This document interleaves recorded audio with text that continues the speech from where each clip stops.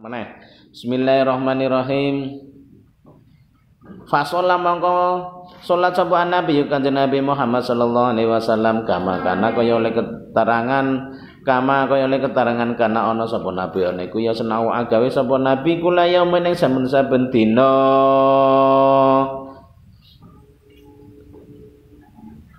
Rawan ceritake ing hadis sapa Muslimun Imam Muslim. Jadi yang namanya Rasulullah dan sahabat Bilal itu tidak bisa dipisahkan. Setiap ada Rasulullah, di situ pasti ada Bilal. Setiap Rasulullah mengimami, pasti di situ yang mengadzani adalah sahabat Bilal. Jadi sudah pasti ada Rasulullah, pasti ada Bilal. Ada Bilal, pasti ada Rasulullah. Lah Rasulullah berjuang itu bukan seperti kita makan cabai terus kita merasakan langsung pedes, langsung bisa dirasakan pedesnya. Tapi perjuangannya Rasulullah tidak seperti itu. Bahkan berjuang di Mekah hanya mendapatkan 13 orang dalam kurun waktu 13 tahun. Dan Rasulullah nyawanya terancam. Di Mekah itu nyawanya terancam karena banyak yang akan membunuhnya. Akhirnya Rasulullah dianjurkan untuk berhijrah. Lah, yang namanya masalah itu kan banyak masalah di Mekah. Yang namanya masalah itu hanya bisa diselesaikan dengan mendekatkan diri kepada Allah dan selalu ikhtiar dan berdoa. Karena yang membuat masalah biasanya orang yang tidak tahu. Ya sampean pintere por ngajine, asline pintere por ustaz pisan. Wah, ceramah hebat, ngajine hebat. Tapi kalian di suatu tempat orang diajeni wong. Biasa, ya biasa ditabok, biasa dijejeki, biasa diopo. Dan sampean juga orang gemedi, orang ngatokno pintere, orang ngatokno ustate. Merakyat lah. Jadi sampean cok ditendangi, dijegukno ya biasa. Karena tidak tahu, dan orang yang seperti itu biasanya justru malah orang yang sangat tawanduk karena tidak memperlihatkan bahwa diri saya itu siapa, kan seperti itu. Begitu juga orang yang berani lewat tempat yang angker, itu tidak ada rasa sedikit pun takut. Karena apa? Tidak tahu bahwa tempat itu adalah tempat sing angker kok. Misal sampean lewat kono, padahal nang belik kono iku ceritane ana wiyanggane, ana poconge, ana gendruwone, ana sendel bolonge, ana apa gendruwone, wewe gombel, itu tempatnya di situ. Dan banyak sekali yang sudah merasakan dilihatkan. Diuru itu biasa karena saking angkere. Tapi kalian tidak tahu bahwa di situ itu adalah tempat yang angker. Mulanya sampean biasa tok wirawiri, njenengan bene biasa. Karena tidak tahu. Lah padahal wong sing ngerti ceritane, waduh, dong diceritani sampean liwat kono. Heeh. Ya Allah Gusti slamet boro-borone slamet. Lah nang opo sih? Kono murite por. Punyung wingi ora gelebobe momor ana wong njikok ning kono. Tak delok momor dhuwur. Jadi setiap kejadian kecelakaan yo nang kono tempate. Ora ana wong sing wani liwat kono. Lah sampean kok wani? Apa asih ya Allah Gusti? Apa asih? Lah baru dia sadar karena sudah diceritakan. Nah ora diceritakan ya ora ngerti. Kayak Nabi itu orang yang dimuliakan Allah. Kalau sudah tahu bahwa Nabi ini siapa, orang-orang tidak akan berani dengan Rasulullah. Dan kecintaan Rasulullah bahkan sangat luar biasa kalau tahu bahwa Rasulullah itu adalah kekasih Allah. Kalau tahu bahwa Rasulullah adalah orang yang ahli ilmu dan nabi. Yang melecehkan Rasulullah, yang menghina, yang membunuh karena orang itu tidak tahu bahwa Rasulullah itu adalah utusan Allah, bahwa Rasulullah itu adalah orang yang sangat dimuliakan oleh Allah, tidak tahu. Mulanya Rasulullah tidak dendam. Ketika Rasulullah mau dibunuh oleh kafir Quraisy, apa kata Jabal Uhud? Ya Nabi Allah, gunung itu nganti nangis melihat Rasulullah dianiaya, melihat Rasulullah diolok-olok, melihat Rasulullah mau dibunuh oleh kafir Quraisy. Gunung itu nganti nangis. Ya Rasulullah, aku ora tegel ndelok panjenengan ya Rasulullah.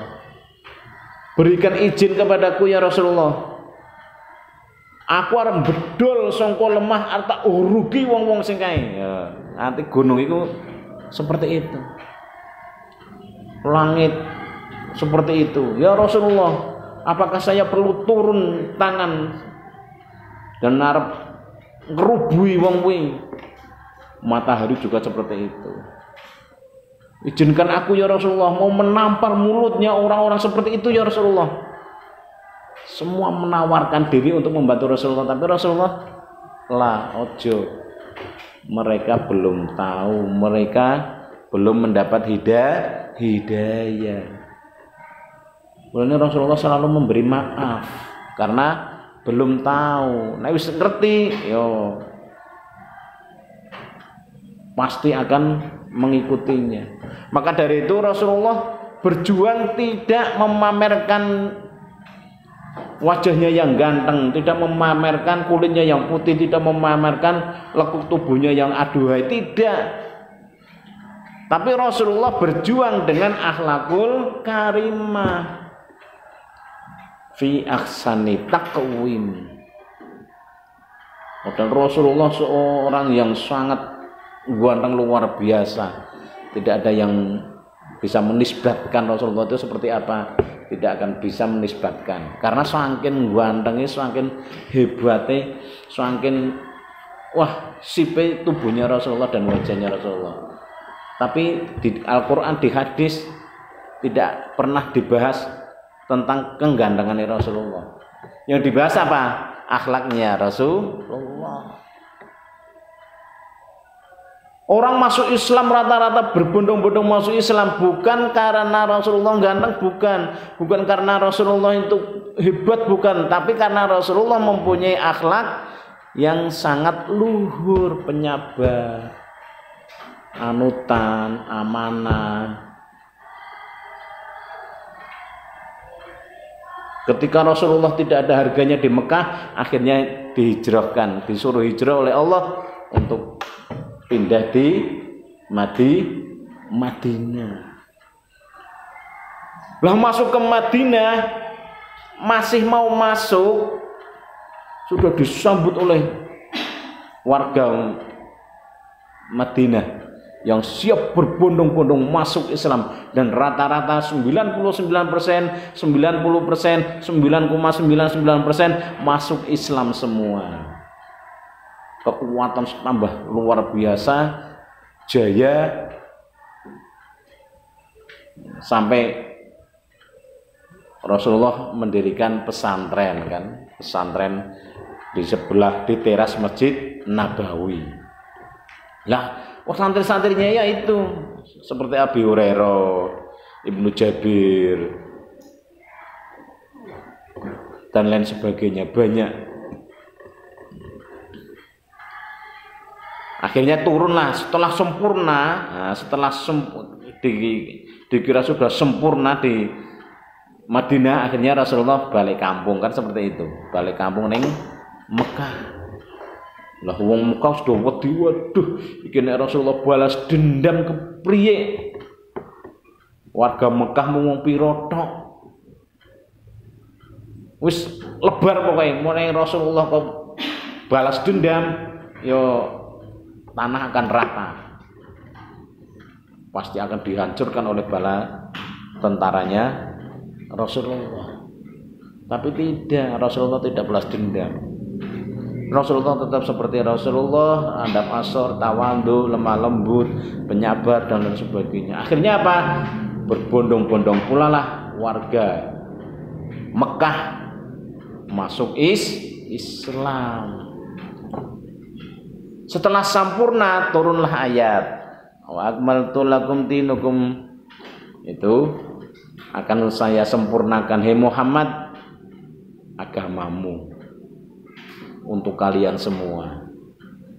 Krungu ayat kaya kowe umat Rasulullah, wah do seneng.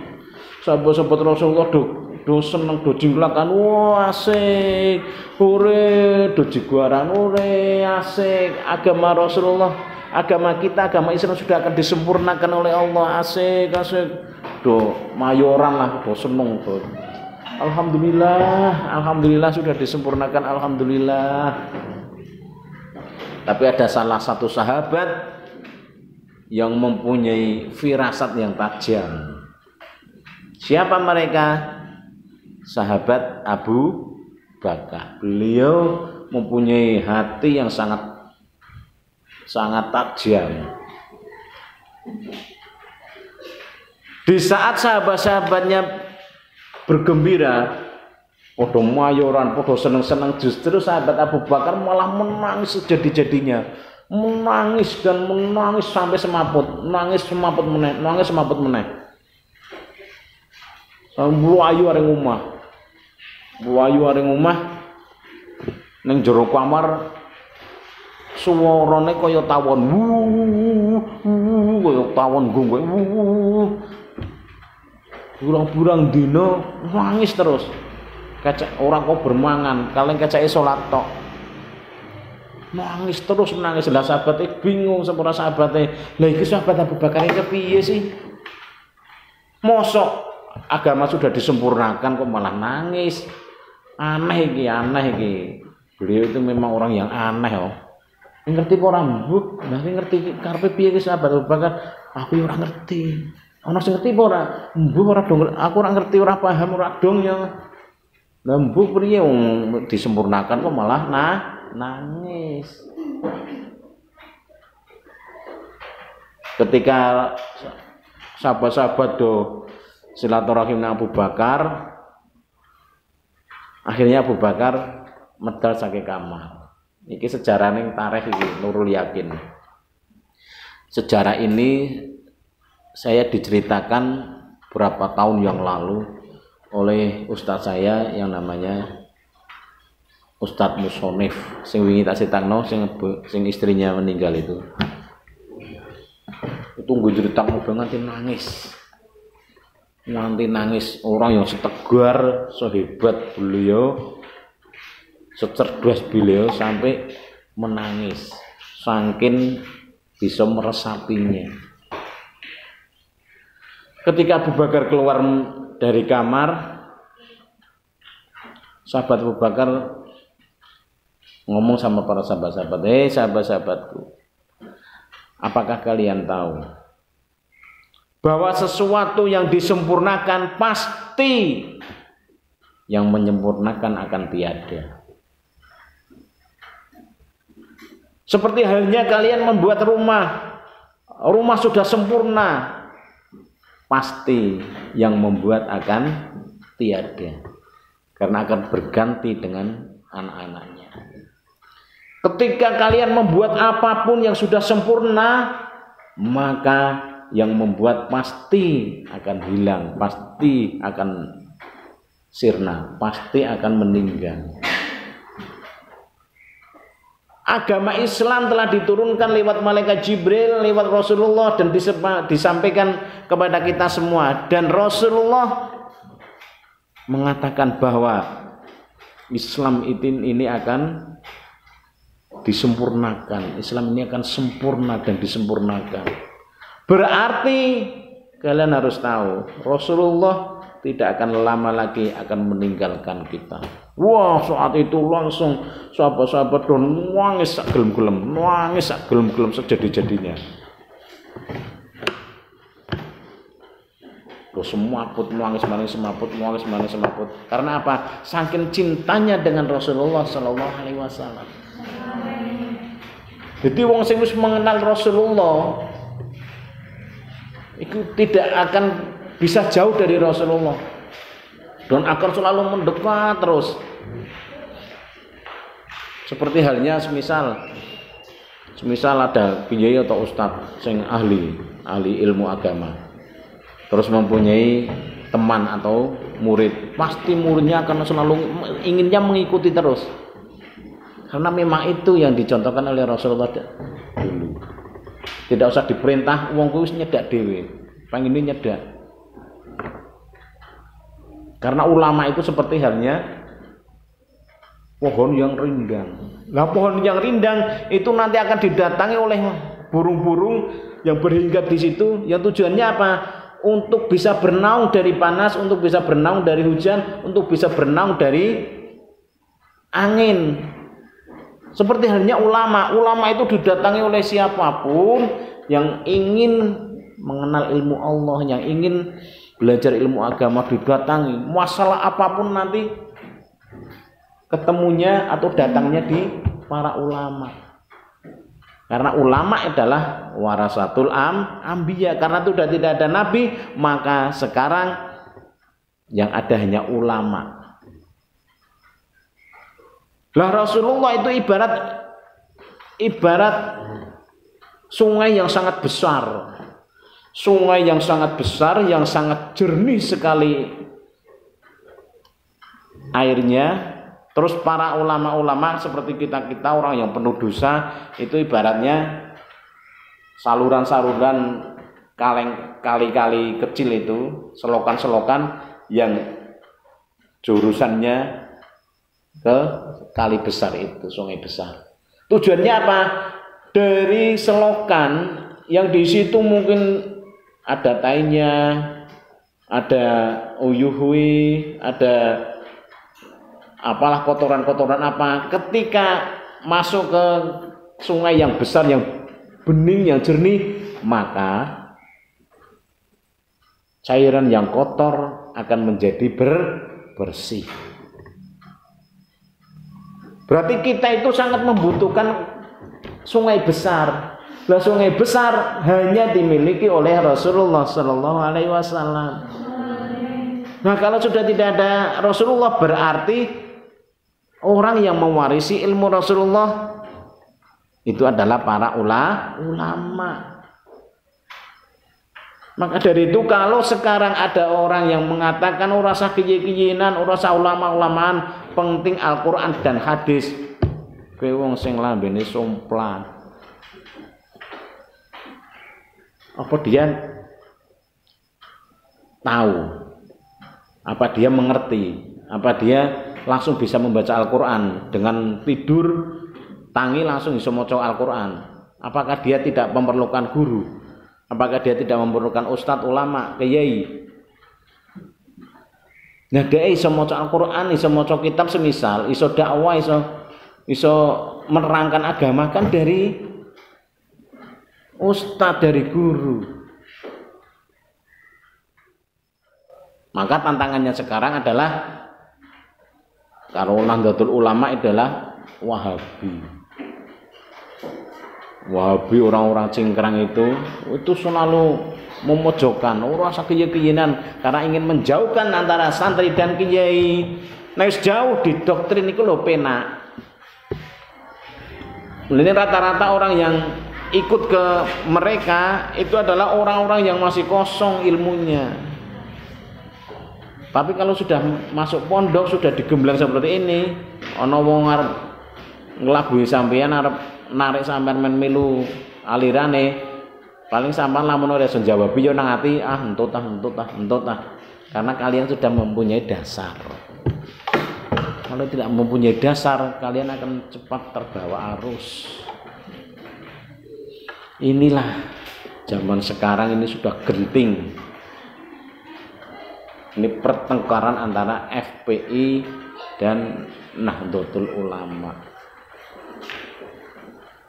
Maka dari itu kita harus selalu, kita punya kiai, Apa kata kiai? Kiai punya kiai, kiai punya kiai, terus seperti itu. Maka zaman sekarang kita jangan sampai jauh-jauh dari kiai kita, ustadz kita. Ya orang kalian bisa terbawa arus ikut ke ajaran-ajaran yang tidak benar. Podo-podo Islam. Tapi ono sing Islam sing rahmatan lil alamin, ono Islam sing medeni. Wong Islam Allah takbir kok nggone pedang. Hayalah jihad, hayalah jihad. Wah kaya wah ngeri. Terus engko metu karo nyambrangi wong karo ngrubuh-ngrubuhno listrik karo testeger karo ngrusaki toko karo mbledoki omah-omah, tapi sing diomong sing diteriakan adalah lafaz Allah, Allahu Akbar, terus seperti itu. Terus ketika Rasulullah mau wafat,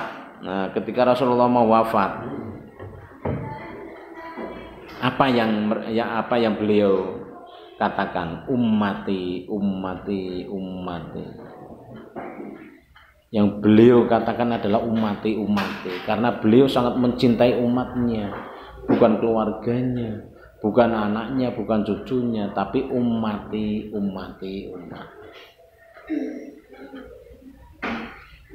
Bukan sawai, ora tanai, ora bandane, bukan, tapi umatnya seperti kita semua.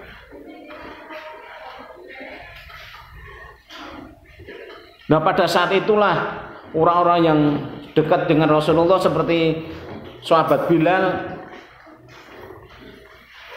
tidak berhenti-hentinya menangis ketika mendengar, oh jebulane sesuatu yang sempurna, berarti yang membuat aturan itu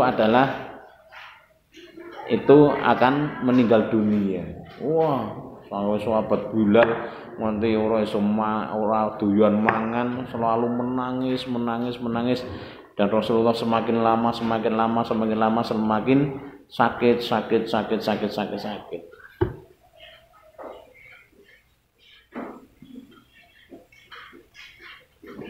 Singkatnya cerita, ketika Rasulullah sudah meninggal dunia, wafat, yang namanya sahabat Bilal sudah tidak masuk masjid Madinah lagi. Karena apa? Setiap azannya Bilal pasti teringat, pasti ada Rasulullah di depannya. Mulane ketika dipaksa-paksa sahabat-sahabat ya wis karena nyatane piye wis ora ana Bilal, Rasulullah sudah tidak ada. Ayolah, gue nambani kangen nih kula panjenengan pokoknya krungu suarane sahabat Bilal adzan seakan-akan Rasulullah itu loh masih hidup. Ayo kangge nambani, ayo. Ditarik-tarik Bilal ning masjid. Tapi ketika Allah orang nyandak, ketika Allah itu sudah menangis sejadi-jadinya, orang kuat, orang tahan, karena sudah biasa 5 waktu biasa mendino mengikari Rasulullah, setiap suara Bilal pasti ada Rasulullah seperti itu. Akhirnya Bilal memutuskan untuk pergi, ya kan seperti itu, untuk pergi jauh-jauh supaya tidak mengenang-enang seperti itu. Dan akhirnya Bilal meninggal dunia seperti itu. Berarti orang yang menciptakan azan pertama kali adalah sahabat Bilal. Tidak ada istilah hayya 'alal jihad, tidak ada. Yang ada hayya 'alas shalah dan hayya 'alal falah. Kalau ada orang yang mengatakan seperti itu berarti itu melanggar syariat. Wallahu a'lam bishawab. Maulaya